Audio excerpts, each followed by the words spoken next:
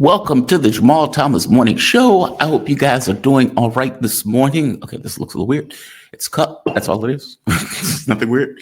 I hope you guys are doing all right. Best damn morning show that you can find on news, politics, domestic, and international. And I am your esteemed, humble host covering these items.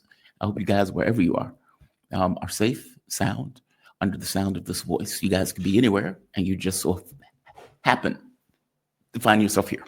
And more people are finding themselves here. And I appreciate all of you for coming here, listening to, as I pointed out, this esteemed host. A lot of interesting news. And I want to give a shout out to the chat because we have right with the people here already. Zen Soulful Being, Artie, Deborah Wilson, Shay J, Diane Mama Thomas, Jen Ho Choi, all of you, Cypher Agent. Shout out to all of you. And thank you for joining me. I want to start here. There's a lot of news, but I want to start on the Russian front. This is Witkoff, the realist, as he's deemed, going to Russia, having a conversation with Vladimir Putin, trying to get Donald Trump's quote-unquote peace deal over the table with Russia. Now, Trump cannot even get his own proxy to accept the peace deal, but he is trying to get Putin to accept the peace deal. They've added in all sorts of economic inducements and all of these other things, but at the end of the day, Russia has told him niet. No. And not just told him no, making a very basic point. Losers don't get to dictate terms. Now, for all of this gyration and all of this movement that Donald Trump is effectively making, he seems to not grasp that they lost in Ukraine, despite the fact that he would acknowledge, A, it's proxy war, and B, Russia is about to take all of it. So it is weird that you are effectively offering terms of your own when you admit, at least implicitly, that you and all of those other NATO countries have lost. It is a fascinating thing. Delusion is a wonderful place. And yet that seems to be the place that Donald Trump and his team exist in. Hey, Putin, when you accept the U.S. running Zaporozhye nuclear power plant that is in Russian territory under Russian law that they took through blood, sweat, and money? Of course, the answer is going to be no. We are not going to acknowledge the territories that you guys have taken, but we would do so de jure. We would, acknowledge the fact that you've taken them. Well, we don't need you to acknowledge the fact that we've taken them. It's a flat fact reality. We've taken them. Meaning the things that Trump is offering is ludicrous. And the notion that Russia would accept a frozen conflict under these terms are ludicrous. And yet, Witkoff is apparently going back to Russia. And once again, Trump cannot even get his own proxy to accept these terms. How do you expect the victors to accept those terms? Zelensky has been running around begging, pleading for a ceasefire, and he's doing so for obvious reasons. They're getting crushed on the front lines. You have 70,000 or more Ukrainian soldiers, the cream of the crop, that were either killed or, for that matter, damaged badly and taken out of the conflict, that he wasted on a propaganda exercise that I would like to point out, planned by the Brits, and that many in the West thought was a fantastic idea. Okay, it's not a fantastic idea considering you got all those people killed for no good reason. They're losing territories left and right. You can go and check it. They don't necessarily put it in Western media, but if you look at more than Western media, you can see one hamlet, one village, one area being taken one after the next. You can see that Ukraine is losing manpower. You can see that they're running out of weapons. You can see all of these things. And these are not issues that are taking place on the Russian side. And even if you look at the benefactors in Europe, again, delusion is a wonderful place. Kind of like Rick James. Cocaine is a hell of a drug. Delusion is a hell of a drug. And yet, they still keep plugging away. One of the reporting, or some of the reporting that came out, is that the European leaders are freaked out, even Ukraine, that Trump is going to say, screw it. I can't get anybody to accept my terms. I'm leaving. And they're thinking that this is going to take place within 2 weeks. From their mouth to God's ears, from my point of view. We have inflamed, persisted with, directed a war against the Russian government. When the Russian government effectively won that war, a U.S. president cannot eat crow and accept that fact that they lost. And so you get all of these gyrations about a peace deal that under no circumstances would have ever been accepted. And again, I keep pointing out, it's not even accepted by the US proxy. Zelensky is not acknowledging Crimea. Zelensky is not acknowledging those territories. And from the Ukrainian side, from their point of view, even if we accept a ceasefire, it is temporary, which from the Russian point of view is unacceptable. If you go into the terms that Vladimir Putin effectively gave to Witkoff, Trump, and anybody else who wanted to listen to it, he pointed out unconditional surrender is effectively what he's calling for. And what I mean by that is, if you are saying that you need to acknowledge that these territories are part of Russia, acknowledgement is different than de jure. Those are different things. And the question becomes, how do you get a Ukrainian government to acknowledge that the territories, Zaporozhye, Kherson, Donetsk, Lugansk, Crimea, how do you get them to acknowledge that these territories are within the context of the Russian government if it is not complete surrender? Meaning you require a government that would sign on a dotted line, these are yours, period. Rando person signs representing the Ukrainian government. That's what you require. And in order to get that, that's not a negotiated settlement with Zelensky. That's not Trump's peace plan. That's not something that the European leaders would accept or want. That is a surrender, which is the reason why I make this argument that what Putin, Lavrov, Moscow, the Russian government is effectively offering is a surrender document. Now, there may be leeway in that document. If no NATO expansion, because again, the issue is not just Ukraine. As I keep pointing out, Ukraine is a symbol for something larger. NATO expansion is the issue. It is the main issue. It is the thematic issue. And unless you're going to really deal with that in real terms, you're not really dealing with anything. Hence, no NATO and Ukraine being one of the main sticking points. Now, is it possible that if the deal is sweet enough coming from Europe and the United States and believable enough that Putin would say, take a political stance, a political take, use a little bit of rhetoric to maybe have the lines where they are and make some kind of argument as for why that's okay? Who knows? Maybe. But that is not the document that Donald Trump released, nor is that the document that Putin is looking at coming out of the United States, nor is that the rhetoric coming out of Europe, who delusionally wants to continue the war. What's interesting is a paper, the news has been reporting that the Brits, even if they wanted to, meaning even if everything in them wanted to, even if their life depended on it, wanted to put troops in Ukraine, they wouldn't be able to muster 20,000 troops to do so. And yet, these are the people that are still agitating for conflict. Delusion is a hell of a place. Right here. This came out, and there's an article backing it, and I have a link to the article backing it, but I'll just show this. The Times, right here, Europe would struggle to put 25,000 troops on the ground in Ukraine. Not just bring Europe, all of Europe. Do they know how many people died in Kursk just over the course of the last several months? That's about 1 month of combat. Meaning you would be feeding Europeans into a wood chipper. And for what? For what? Europe has ran on a stab in the back myth that I call it jingoism, and has constructed a propagandistic narrative that in no way is associated with reality. And they have pushed this using and working with Joe Biden to come up with this farcical idea in order to get their populations to send more and more money as their standard of living went lower and lower and lower. For all of this talk about this European garden, it doesn't look that much like a garden now. You are effectively being deindustrialized.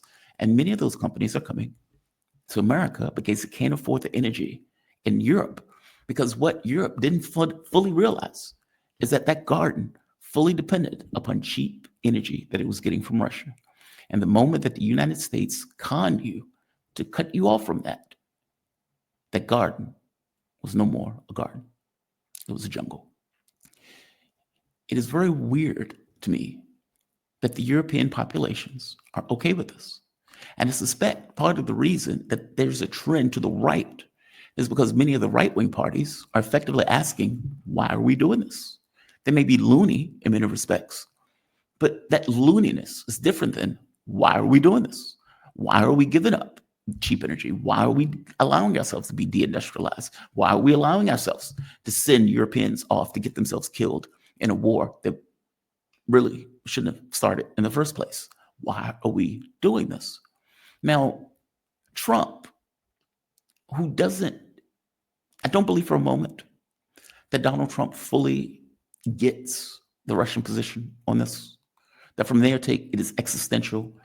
Arno was on the show yesterday, and Arno said something that touched me because it hit me in a way that I guess I didn't fully grasp until you heard a Russian say it and explain it in those terms. And that video should have more views.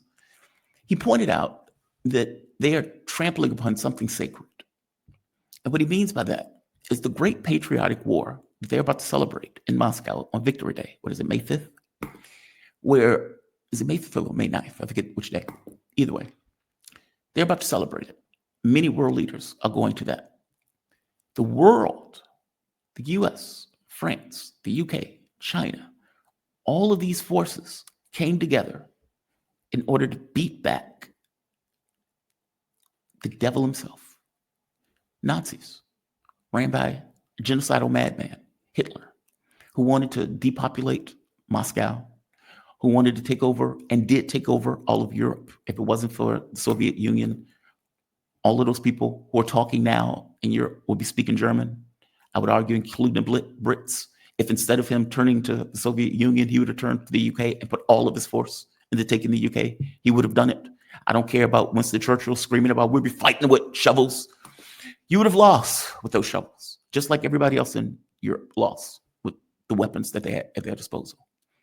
It's like 80 to 90% of the people, of the Nazis that died in the Soviet Union. They took the brunt of that war machine. The world came together and said, never again, hence the Nuremberg trials. Europe has been willing to feed that beast once again in order to wage war against Russia. Again, a war that never needed to take place. When you have all of these forces in Ukraine, the CIA and everything else, I'm not going to rehash because I've gone over the history of this. Mark has gone over the history of this. Anybody who's on this channel at this point knows the history of how this stuff started. But this farcical idea that Putin was just chomping at the bit to take over all of Ukraine and then go rummaging through Europe is nonsense. The notion that 150,000 troops were going to take over all of Europe when it couldn't even pacify and take over all of Ukraine is a logical fallacy. It's nonsense. That is what they ran with. And they've milked that cow in order to get money and money and money from populations that are already not necessarily in the best of economic shape. I'm just pointing out, it never needed to take place. They lost, and the loser does not get to dictate terms. Whether Donald Trump fully understands the history of how this started, whether he fully understands how Russia sees this as existential, whether he fully gets that the Russian public, that at one point might have been divided on the issue of Putin, is behind him 80% or more in regards to beating back the beast that the West has unleashed, whether he fully gets it or not. He will fully get it in the sense that they are telling him and completely rejecting this nonsense proposal that he's putting out. Negotiations is what you would need to do. And you would need to be long, painstaking, and you would need to nail down various things that would need to be legally binding. Now, if Trump's ADD doesn't allow him to do that, then this is a fool's errand. Complete fool's errand. I want to put a hard stop on this, and I want to transition to something else. Trump has not been able to get his proxy, Zelensky, on board. Now, Rubio has come out and said this was a proxy war. Thank you for acknowledging reality. Something that we've been saying for God knows how long, and that was completely obvious. Le Figaro, it was a French journal, 3 years ago pointed out that when he went to Ukraine, what he saw was Americans on the ground directing events. 3 years later, and $1 short, you get the New York Times pointing out, hey, come to find out that America was directing the events on the ground for the Ukrainian military. Who knew? Who knew? Your humble journalist or your humble reporter here knew. And I can't necessarily call myself a reporter, but I would say your humble podcaster knew. Or at the very least at the time, your humble radio host knew. It was obvious, which is my issue with the U.S. media. There's a level of propaganda that runs through it. This American exceptionalism creates this contact lens that's jaundice, that is foggy in the way that it looks at the world and the way it looks at reality. If you're sitting on the moon looking at events and you're just being fair, we had the Cuban Missile Crisis. We would not tolerate. I'm sorry, whole different story. Point that I'm getting at is if Trump cannot even get his proxy on board, how do you expect to get a foreign government that is actually winning the conflict on board? The answer is you don't. You don't. Now, I don't know if this deal that Trump came up with was meant to fail, whether it was meant to be a dead letter to allow Trump to say, all right, I did everything I could. These are horrible people. They're unreasonable. And so I'm now walking.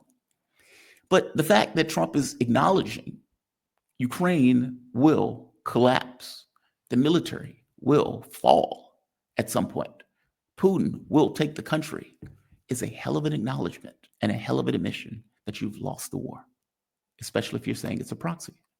Zelensky is not willing to accept that. Now, I would say there are a few reasons he's not willing to accept it. One of which is he's terrified for his life. He's terrified for his life. Zelensky's life has been threatened by his own military. And this was something that was known for a while. I mean, keep in mind, for all the talk, there are no Nazis in Ukraine. Okay, whatever you want to call them, Banderites, far-right, whack jobs, Russian haters, whatever you want to call them. There are some hardcore lunatics that are ensconced in the Ukrainian military and the political structure. There is no issue with assassinations, no issues with murders, no issues with dragging people and throwing them and press ganging them into a conflict the way they'll get killed within a few days. And what Zelensky knows is if he signs a piece of paper saying, I know I'm legitimate, but I surrender, he better run to France. As soon as he signs it, he better run to France. Just right out of Ukraine. Don't even get in the car. Just run. Just keep running. Him and his beautiful wife run as fast and as far as you possibly can. Because if you go to bed that night in Kiev, you will not wake up alive. Just pointing it out. Don't take my word for it. So right here, this is Ukrainian commander. Now this is funny to me, right? It's funny to me for a few counts. For one, the notion that they have 1 million men backing them is nonsense. I would be shocked if you have 1 million men still in your military. Whatever. Listen to this conversation. By the way, this is taking place on TV. This is not behind the scenes. This is not a leak. It's like a secret video. Listen to what is said here. Or watch what is said here. They're speaking in Ukrainian, but let's what's said here. Є другий пост, друга цитата командира 414-ї окремої бригади Роберта Мадяра, який сказав ось що. До Нового року війна не закінчиться. Можна його цитату, якщо є? До Нового року війна не закінчиться, але зміниться її формат. Ми закріпимо той переломний момент, який зараз відбувається. Якщо влада розмовлятиме з російськими чортами не в інтересах українського народу, ця влада отримує від нас по куполу, бо нас 1 мільйон вернеться з війни, а ми тут часу не гаяли. І якщо нам щось не подобатиметься з точки зору цілісності країни, неприємності чекатимуть будь-кого. Є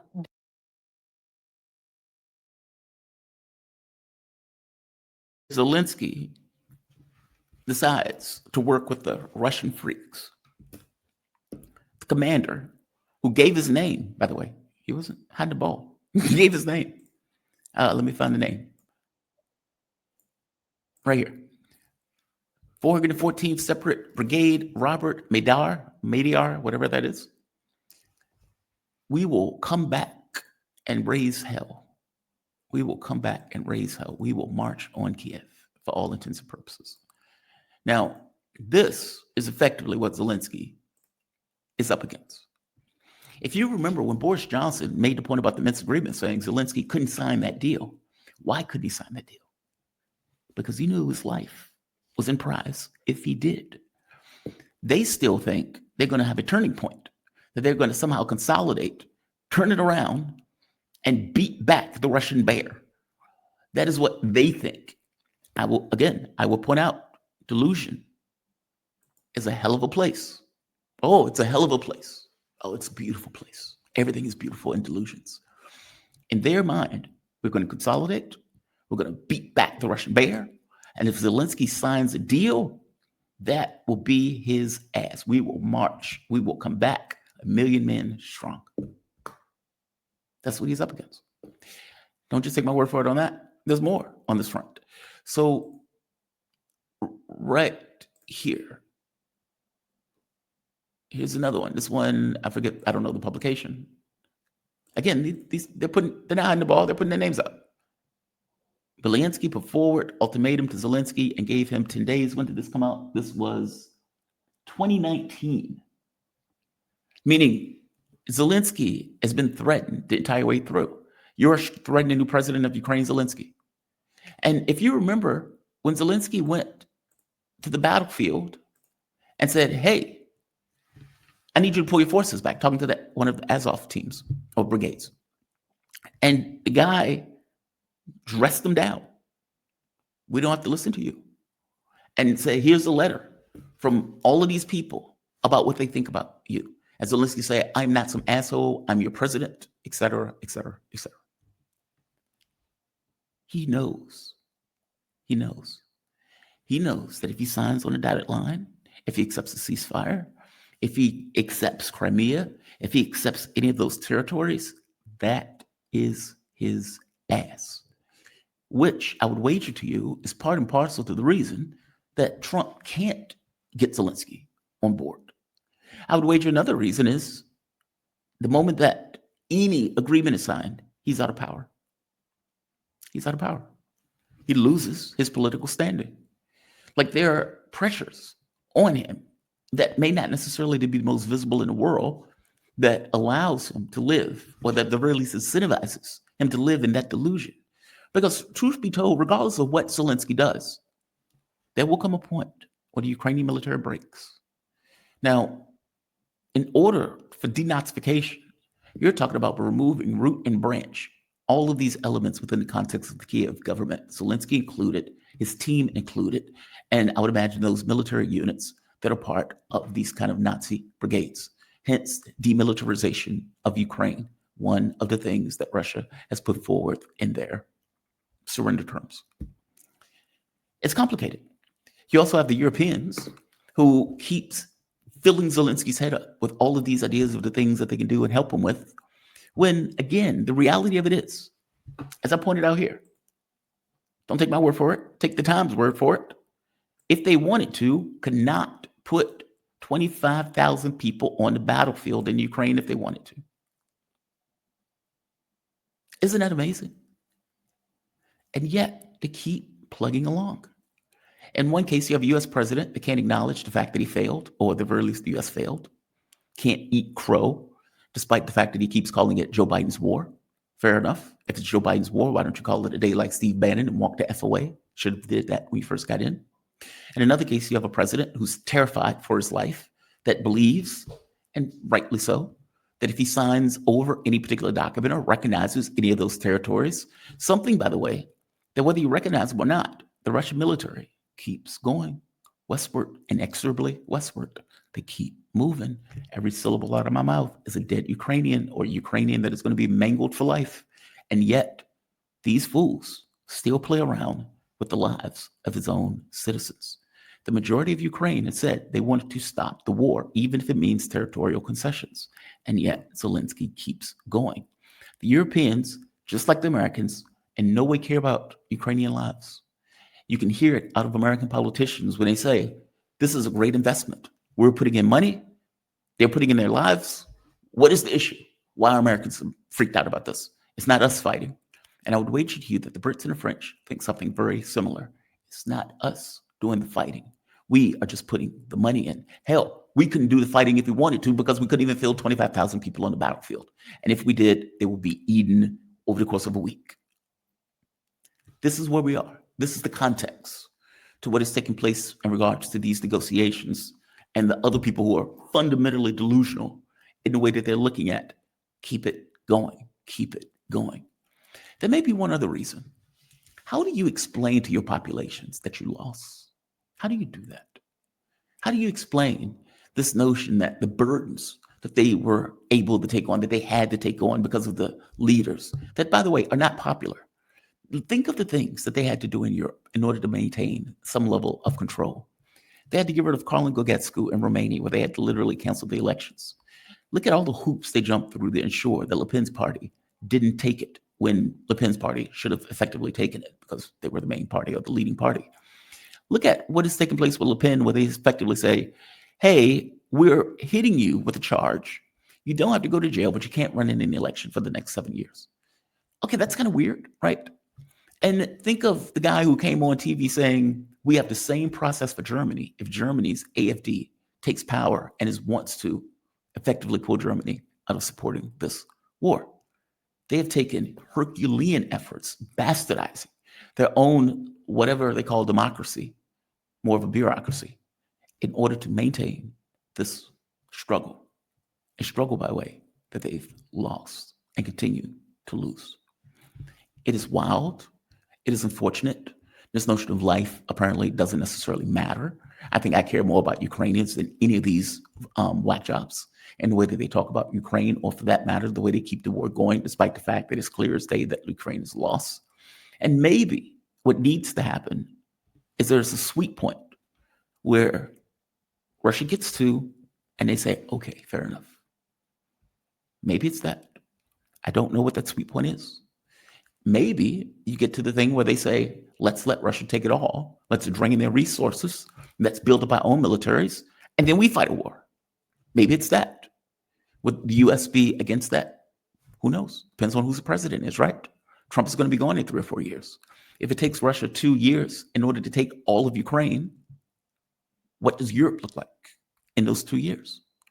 All of these things are up in the air. There's some outcomes that are terrifying. There's some outcomes that are less so. The European governments may collapse. You may get a situation where, the Macron Renaissance Party, who's already greatly disliked, Macron is going to be out in 2027. There's going to be somebody else who goes in. It may be Le Pen's party that takes it at that year. Who knows what happens in Germany? The German government, especially on the merits, if he continues in the way that he's going, he may collapse. You may get something like the AfD that takes over, oh my God, in Germany. And again, what happens if they pull out of this fool's errand? Okay, these are the two main proponents that are pushing this war forward. The Brits are pathetic and technically, at the very least, not part of the European Union or the European Union, even though they're part of NATO. My point is, the next few years are going to be interesting. To say we live in interesting times is an understatement. This is the context of the events, and this is where these events can go. If Trump walks, Europe can't carry the burden. If Trump walks but continues to, aid in the conflict, okay, that's interesting, right? That bastardizes what he effectively said on the campaign trail, that repudiates what he's been saying, I'm going to walk, I'm going to walk, I'm going to walk. It's unclear how this turns out in real terms. I have no belief that they're going to sign a deal. I have no belief that Ukraine will accept the deal. Even if they say they may, it may be purely for political purposes. Because you have to understand, it will make all the sense in the world for Zelensky to just say, yes, I accept, whether he does or not, knowing full well that under the Russian Constitution itself, that Putin can't accept the deal that Trump put forward. Meaning, politically, it would make sense for him to say, the onus is on you. And I have to ask, why can't he do that? Maybe he can't. Maybe he can't. Maybe he knows his life is on the line, is at stake if he does. It is fascinating. And I didn't mean to take this long to delve into it, but there are times I like to give context about where we are and what is taking place. Look, I've worked at the Russian radio station for 5 years before doing this. Well, not before. I was doing my show before that. I had a point of view before that. I learned a hell of a lot being on that station, not just about media and about news and about interviews and those type of things, but the way a point of view is shaped in various countries. Because when you're perched at the edge of the world like that, you're looking at the world, not just individual country. And you could see how media shapes a narrative in the very specific countries through their own lens and their own framework. The US may call themselves independent media. There's nothing further from the truth. And so I try to give kind of a larger context of what is happening, why it's happening, potential outcomes to the things that are happening. It is fascinating. When I say we live in interesting times, I really do mean we live in interesting times. And the next 5 years, I would argue, is unpredictable. I would say that, but who knows? A person who's more adept than myself, with larger testicles than myself, may be willing to make those predictions. I am